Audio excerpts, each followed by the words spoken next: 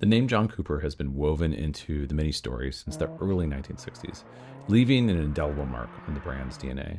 But what might surprise you is that the very same John Cooper was one of Formula One's most successful team owners during the sport's earliest years. Here's Mike Cooper, John Cooper's son, talking about some of that history in 2005. Well, the Cooper name really attached itself to the Mini in 1961. The reason for this was that my father was very, very good friends with Alec Isigonis, of course, the designer of the Mini. And at that time, Coopers were world champions in Formula One in 1959 and 1960. My father suggested to Mini that it would be a great idea to build a high-performance version of the Mini because he believed that the car could go rallying and win races.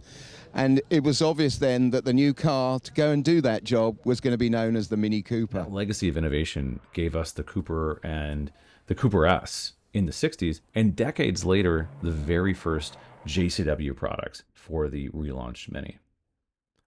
In the 1960s, the Mini Cooper and the Mini Cooper S models made their mark as serial winners both in rally racing and in touring cars, especially in Britain. Fast forward to 2001, and the Mini brand was reborn under BMW's stewardship. We all know the story, but what was really interesting is the collaboration and almost handshake deal that BMW had with John Cooper himself. And these kits were immediately a hit. But it wasn't until the R53 version, the supercharged version of the kit, that it really took off. It was relatively simple, making it easy to install after a customer had purchased their car, but it was also available as a port install options for markets like the US. And that friendly working arrangement between BMW and John Cooper proved immediately successful. And that, of course, paved the way for a much more official relationship later on. Let's go back for a moment to that first JCW tuning kit for the R53 Cooper S. It was introduced in 2003 and it boasted an output of 200 horsepower. Not a lot in today's numbers, but you have to remember this is a pretty light car we're talking about, around 2,800 pounds. In 2004, the kit was upgraded with some minor tweaks, giving it, again, a minor increase in performance.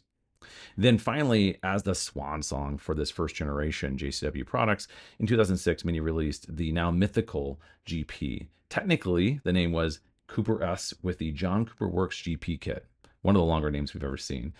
It was limited to 2,000 cars worldwide.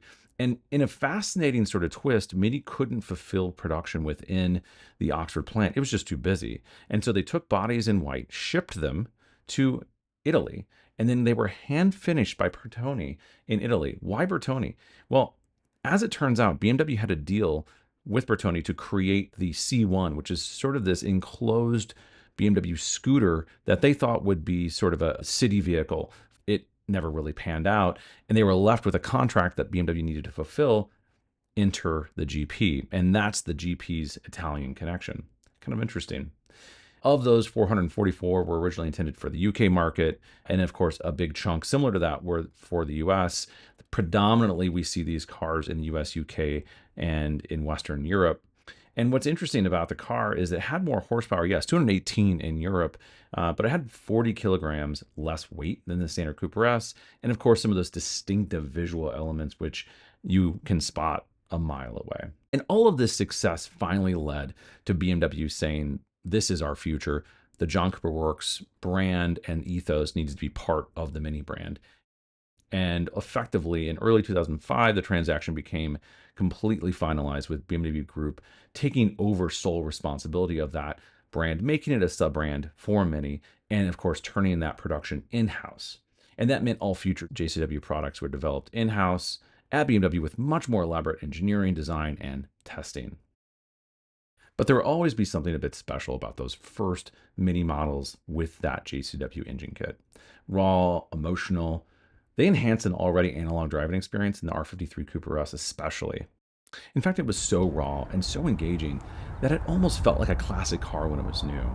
And to that point, we can't even imagine a car that really compares to that experience, no matter what the cost today. Thanks for watching as always, and subscribe for more. We have a ton of videos coming up, and please give us a like. It helps us a ton.